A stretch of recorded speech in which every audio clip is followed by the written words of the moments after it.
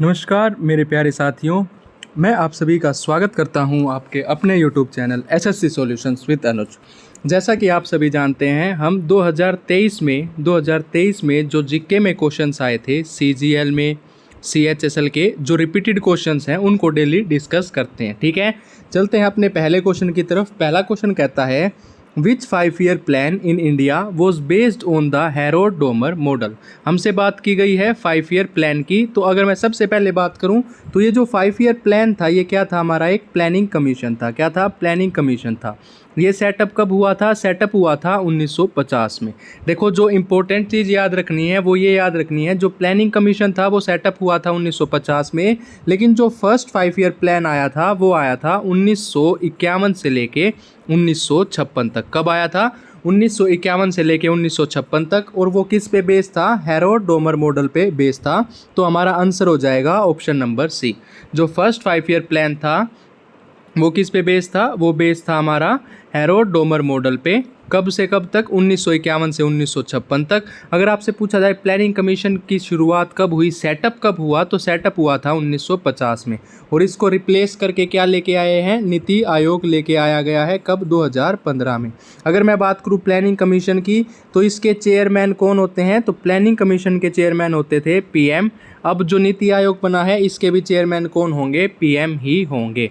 ठीक है, उसके बाद एक बार इसको और अच्छे से देख लेते हैं। देखो, जो ऑप्शन है इसका, ऑप्शन नंबर सी सही उत्तर होगा। अगर मैं बात करूँ 7th 5 ईयर प्लान की, 7वीं पंचवर्षीय योजना की, तो डॉक्टर चक्रवर्ती ने तैयार किया था। अगर 8वीं पंचवर्षीय योजना की बात करूँ तो डॉक्टर मनमोहन सिंह ने तैयार किया था। जॉन डब्ल्यू म्यूलर मॉडल पर आधारित था। ठीक है, देखो फर्स्ट मैंने बता ही दिया। अगर मैं बात करूँ द्वितीय पंचवर्षीय योजना की, ये थी हमारी 1956 से लेके 1961 तक। ठीक है, अगर बात करें तो पीसी महालनोबिस मॉडल पर आधारित थी। किस पे थी? पीसी महालनोबिस मॉडल किस पे थी बच्चों? पीसी महालनोबिस उस पर आधारित थी। और अगर मैं बात करूँ पंचवर्षीय योजना कहाँ से लिया गया था? यूएसएसआर रशिया से। पंचवर्षीय योजना बनाने के लिए योजना आयोग 15 मार्च 1950 का गठन किया गया था। तो सेटअप कब हुआ था? 1950 में।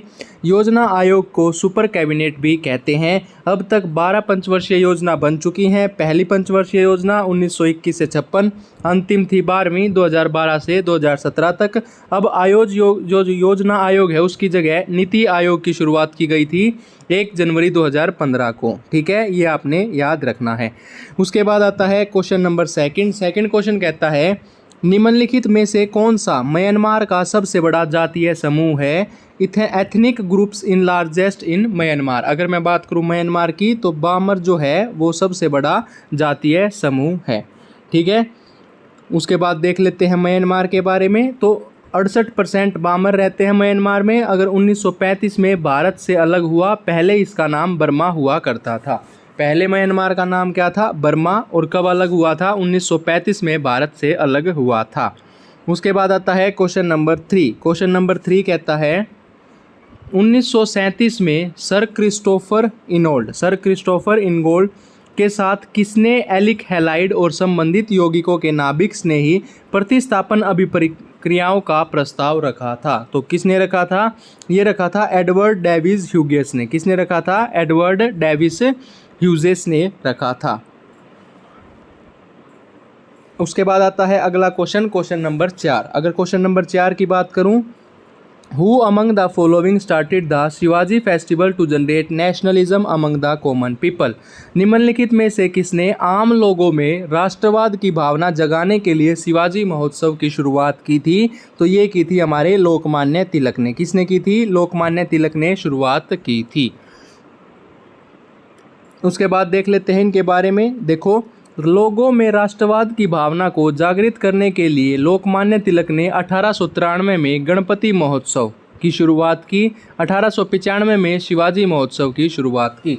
दोनों के दोनों आपके इंपॉर्टेंट है, याद रखना। 1893 में गणपति महोत्सव और 1895 में शिवाजी महोत्सव की शुरुआत की थी। ठीक है, उसके बाद आता है क्वेश्चन नंबर 5। क्वेश्चन नंबर 5 देखो बहुत इंपॉर्टेंट है, मोस्ट रिपीटेड है कि कुद्रेमुख माइंस हैं वो कहाँ लोकेटेड हैं? कुद्रेमुख की खानें निम्नलिखित में से किस राज्य में स्थित हैं? तो आपको पता होना चाहिए कर्नाटका में स्थित है। कहाँ पे? कुद्रेमुख माइंस कहाँ पे स्थित है? कर्नाटका में। देखो इसमें से एक इम्पोर्टेंट क्वेश्चन बनता है हम्पी। इसमें से क्या इम्पोर्टेंट बनता है कर्नाटका से? हम्पी। क्या है? हम्पी, HAMPI। हम्पी जो है वो क्या है? कैपिटल थी किसकी? हम्पी जो है वो कैपिटल थी किसकी? विजयनगर एम्पायर की। किसकी थी बच्चों? विजयनगर एम्पायर की। ठीक है, विजयनगर एम्पायर। और पेपर में बार बार ये पूछा जाता है कि ये जो विजयनगर एम्पायर है इसकी स्थापना, फाउंडेशन किसने की थी? तो 1336 में की थी। दो भाइयों के द्वारा की गई थी, हरिहर और बुक्का। किसके द्वारा? हरिहर और बुक्का के द्वारा की गई थी। हरिहर और बुक्का के द्वारा की गई थी। एक इम्पोर्टेंट क्वेश्चन ये बनता है, जो ये हम्पी है इसको यूनेस्को में कब? 1986 में यूनेस्को वर्ल्ड हेरिटेज साइट में इंक्लूड कर दिया गया था। ये आपका इम्पोर्टेंट है, याद रखना है। ठीक है, उसके बाद आता है, देख लीजिए इसके बारे में, कर्नाटका में ही मंगलुरु बंदरगाह है जहां से लौह अयस्क का निर्यात किया जाता है। भारत में सबसे ज़्यादा लौह अयस्क का उत्पादन उड़ीसा में किया जाता है। लौह अयस्क 4 प्रकार के होते हैं, मैग्नाइट, हेमेटाइट, लिमेनाइट और सिडराइट। ये आपने पढ़ लेना है एक बार। ठीक है, उसके बाद है क्वेश्चन नंबर 6। क्वेश्चन नंबर 6 कहता है, where was the first jute mill set up in India? भारत की पहली जूट मिल कहाँ पे सेटअप हुई थी? तो ये हुई थी आपकी रिसरा में। कहाँ पे हुई थी? रिसरा में। ठीक है, और रिसरा कहाँ पे? आपका वेस्ट बंगाल में। रिसरा कहाँ पे है? रिसरा है आपका वेस्ट बंगाल में। तो भारत की पहली जूट मिल सेटअप इन वेस्ट बंगाल, रिसरा। ठीक है, उसके बाद देख लो, सबसे ज़्यादा जूट का उत्पादन पश्चिम बंगाल में किया जाता है। उसके बाद है द रिलेशन बिटवीन, क्या पूछा है अगला question? The relation between ATM and bar. ATM और बार के बीच क्या रिलेशन होता है? तो ये होता है option number D, 1 ATM is equal to 1.013 bar. 1 ATM क्या होता है? 1.013 बार होता है। उसके बाद अगर मैं बात करूं क्वेश्चन नंबर 8 की, तो which of the following chemicals compound that is used as a food preservative in some sausage and beverage retains their natural colour and protect against bacteria? जो बैक्टीरिया से बचाते हैं वो हो जाएगा हमारे पास potassium meta bisulphide bisulphide. Potassium meta bisulphide, option number C हमारा करेक्ट उत्तर हो जाएगा। उसके बाद है who founded the Tuluva dynasty of the Vijayanagara empire? तो तुलवा डायनेस्टी है विजयनगर एम्पायर की, उसकी स्थापना किसने की थी? नरसिम्हा देव राय ने की थी। किसने की थी? नरसिंह देव राय ने। ऑप्शन नंबर डी आपका करेक्ट उत्तर हो जाएगा। ठीक है, उसके बाद है देख लेते हैं विजयनगर साम्राज्य। देखो मैं पूरा बता चुका हूँ। स्थापना हुई थी 1336 में, दो भाइयों ने की थी, हरिहर व बुक्का नामक दो भाइयों ने। यह काकतीय राजवंश के यहाँ सेनापति के रूप में कार्यरत थे। और संगम वंश की स्थापना, देखो विजयनगर साम्राज्य पर शासन करने वाले प्रमुख वंश, सबसे पहले था संगम वंश 1336 से 1485, हरिहर प्रथम। ठीक है, सालू वंश नरसिंह प्रथम, और तुलु वंश 1505 से 1570 नरसिंह द्वितीय, और आर वीडू वंश तिरुमल। ठीक है, उसके बाद आता है क्वेश्चन नंबर 10। क्वेश्चन नंबर 10 कहता है dash is one organisation which is representing the entire cooperative movement in India? एक ऐसा संगठन है जो भारत में संपूर्ण सहकारी आंदोलन का प्रतिनिधित्व करता है, वो है NSUI। क्या है? NCUI है। ठीक है, इसके बारे में देख लेते हैं। NCUI क्या होता है? National cooperative union of India. स्थापना हुई थी 1929 में, हेडक्वार्टर है दिल्ली में। उसके बाद नाबार्ड की बात करते हैं, इसकी स्थापना हुई थी 1982 में। नाबार्ड की फुल फॉर्म याद रखनी है, national bank for agriculture and rural development. ठीक है, उसके बाद आता है NFCSF देख लेते हैं। ये था national federation of cooperative sugar factories. TRIFED भी इंपॉर्टेंट है, फुल फॉर्म पूछी जाती है कई बार, tribal cooperative marketing development federation of India. Tribal cooperative marketing development federation of India. ठीक है, उसके बाद आता है क्वेश्चन नंबर 11। क्वेश्चन नंबर 11 कहता है 1987 में एक एक्शन रिसर्च प्रोग्राम लॉन्च किया गया था, किसके द्वारा? नाबार्ड के द्वारा। ठीक है, based on which a pilot project was launched 500 self help groups SHGS with bank. तो ये था आपका माई रडा। ठीक है, ये आपने याद रखना है, ऑप्शन नंबर ए।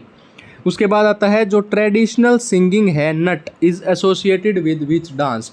जो ट्रेडिशनल सिंगिंग है नट वो आपकी किससे है? कथक से संबंधित है। ट्रेडिशनल सिंगिंग कथक से संबंधित है।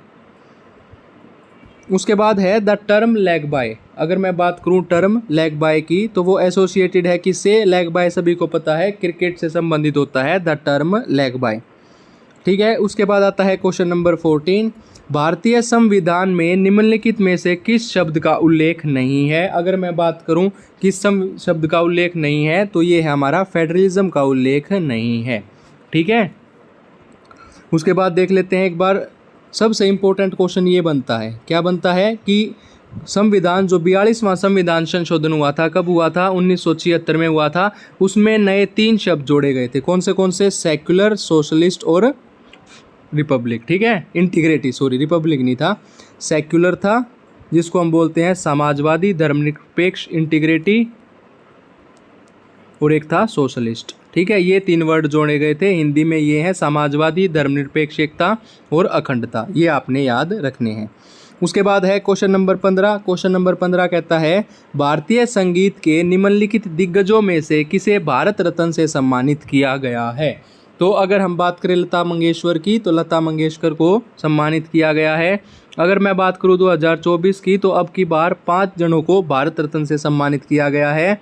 5 के नाम याद रखना, कौन सा? कर्पूरी ठाकुर जो कि बिहार के 11वें मुख्यमंत्री, MS Swaminathan father of green revolution, PV Narasimha Rao 9th PM of India, Lal Krishna Advani को founder of BJP 7th deputy PM और चौधरी चरण Singh 5th PM of India. 5 के 5 बहुत इंपॉर्टेंट है, याद रखने। कौन से? कर्पूरी ठाकुर, MS स्वामीनाथन, PM नरसिम्हा राव, लाल कृष्ण आडवाणी और चौधरी चरण सिंह। उसके बाद आता है अपना क्वेश्चन नंबर 16। क्वेश्चन नंबर 16 कहता है निम्नलिखित में से किस संधि पर हस्ताक्षर करके द्वितीय आंग्ल मैसूर युद्ध समाप्त हुआ था? तो किस संधि पर हस्ताक्षर हुए थे? ये हुए थे आपकी ट्रीटी ऑफ मैंगलोर, मैंगलोर की संधि पर हस्ताक्षर हुए थे। एक बार सारी संधि और ये देख लेते हैं। देखो, अगर मैं बात करूँ आर्केट की संधि तो ब्रिटिश ईस्ट इंडिया कंपनी और नेपाल के गेरखा। वोंडिवोश की संधि 1760, ब्रिटिश ईस्ट इंडिया कंपनी और फ्रेंच ईस्ट इंडिया कंपनी में। उसके बाद एंग्लो मैसूर वॉर देख लेते हैं। टोटल 4 एंग्लो मैसूर वॉर हुए थे। प्रथम हुआ था 1967 से 1969 अंग्रेजों और हैदर के बीच मद्रास की संधि। दूसरा हुआ था 1780 से 1784 टीपू और अंग्रेजों के मंगलोर की संधि। तीसरा 1790 से 92 टीपू और अंग्रेजों के बीच श्रीरंगपट्टनम की संधि। और चौथा हुआ था 1799 में टीपू और अंग्रेजों के बीच, जिसमें सादिसराव और मालवेली का युद्ध हुआ और टीपू की मृत्यु हो गई। ठीक है, ये इंपॉर्टेंट है, आपने याद रखना है। उसके बाद आता है क्वेश्चन नंबर 18। क्वेश्चन नंबर 18 कहता है value of wheat in A floor is a part of dash method of measurement of its national income. आटे में गेहूं का मूल्य इसकी राष्ट्रीय आय के मापन की डैश की विधि के बराबर होता है, तो वो होता है सर्कुलर इनकम के बराबर होता है, चक्रीय आय के बराबर होता है। उसके बाद है क्वेश्चन नंबर 18। क्वेश्चन नंबर 18 कहता है when were the fundamental duties first added in constitution. ठीक है, फंडामेंटल ड्यूटीज़ कब ऐड हुई थी? 1976 में ऐड हुई थी। कौन सा? 42nd कॉन्स्टिट्यूशनल जो अमेंडमेंट एक्ट हुआ था उसमें ऐड हुई थी। उसके बाद है क्वेश्चन नंबर 19। क्वेश्चन नंबर 19 कहता है महाराष्ट्र में पाई जाने वाली कपासी मिट्टी का दूसरा नाम क्या है? तो उसका नाम है रेगूर मिट्टी। क्या नाम है? रेगूर मिट्टी उसका दूसरा नाम है। उसके बाद देख लेते हैं टोटल कितनी मिट्टी होती हैं। जलोढ़ मिट्टी, काप मिट्टी कहते हैं, काली मिट्टी रेगूर मिट्टी भी कहते हैं, ब्लैक सोयल, लाल मिट्टी लेटराइट सोयल। देखो जो रेड लेटराइट सोयल है वो किसके लिए यूज़ होती है? कैशू नट्स के लिए ज़्यादा यूज़ होती है। ये क्वेश्चन पूछा जाता है। पर्वतीय मिट्टी, दलदली मिट्टी, लवणीय मिट्टी और मरुस्थलीय मिट्टी। उसके बाद आता है हमारा आज का आखिरी क्वेश्चन जो नोंगरेम फेस्टिवल है कहाँ पे है? मेघालय का। पहला क्वेश्चन तो यही बनेगा, नोंगरेम फेस्टिवल कहाँ पे? मेघालय में सेलिब्रेट किया जाता है। कौन सी ट्राइब के द्वारा किया जाता है? तो खासी ट्राइब के द्वारा किया जाता है। इंपॉर्टेंट है नोंगरेम फेस्टिवल। नोंगरेम फेस्टिवल कहाँ पे? मेघालय में। किसके द्वारा किया जाता है? तो जो खासी ट्राइब है उसके द्वारा किया जाता है। ठीक है, आज की वीडियो यहीं समाप्त करते हैं। अगर आपको वीडियो अच्छी लगी हो तो वीडियो को लाइक करें, वीडियो को शेयर करें और हमारे YouTube channel SSC solutions with Anuj को सब्सक्राइब करें। धन्यवाद।